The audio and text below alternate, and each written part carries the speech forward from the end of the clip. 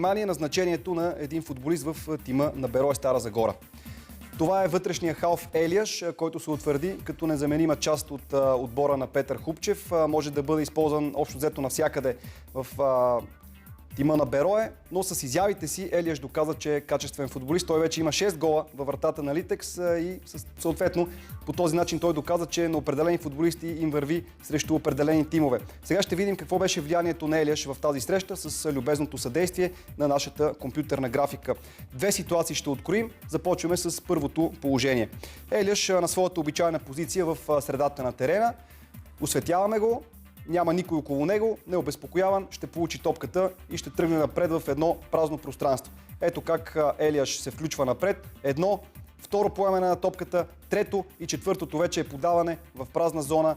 По този начин с един пас цялата защитна четворка на Литекс беше елиминирана, но в крайна сметка вратаря на оранжевите Винисиус Баривиера се справи с тази ситуация.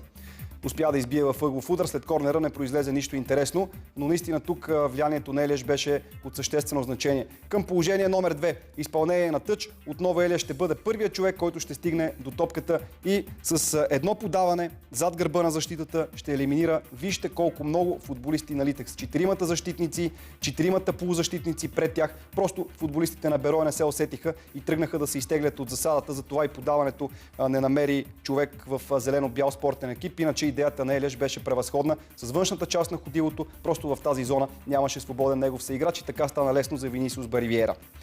Продължаваме с следващата ситуация, отново с участието на Елияш. Той, знаете, се разписа и даде голов пас в матча Берое Литекс 3-3 в Стара Загора. Гледаме сега внимателно. Отново Елияш ще получи топката в центъра на терена, ще тръгне с лице напред, отново ще поведе, има необходимото самочувствие да го направи.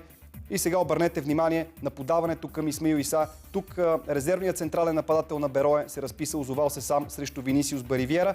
На повторението сме направили стоп кадра, за да видите 12 метра между двамата централни защитници на Литекс и ще следим движението на Исмаил Иса. 15 метра става разстоянието. Вижте как Елияш хвана точния момент, за да прокара топката между тази двойка централни защитници на Литекс при това увеличено разстояние от вече 15 метра. Точният момент избра, за да може Исмаил Иса да не е в положение на засада. Той изкочи от дълбочина и това страхотно разбирателство между тези двама футболисти доведе до гола за състава на Берое Стара Загора. Асистенция на Елияш, гол на Исмаил Иса. Елияш също записа името си сред голмайсторите, понеже умее да дава такива подавания, той добре дебне и в стрелкови позиции зад гърба на защитата. Сега ще видите как ще блъсне леко Елтон в рамките на позволеното, за да се отдели от него и вече дистанцията между защитник и атакуващ футболист да стане 3-4 метра и вижте движението. Зад гърба на Елтон прави втория стоп кадър тук, за да се убедите колко стабилен, колко сигурен беше Елияш, че ще получи топката там. Хвърли се на шпагат, успя да изпревари Винисиус Баривиера и да отбележи за отбора на Берое Стара Загора. Вярно е, че домакините не се умяха да запазят предината си, но това е съвсем различна тема. Отиваме към интересните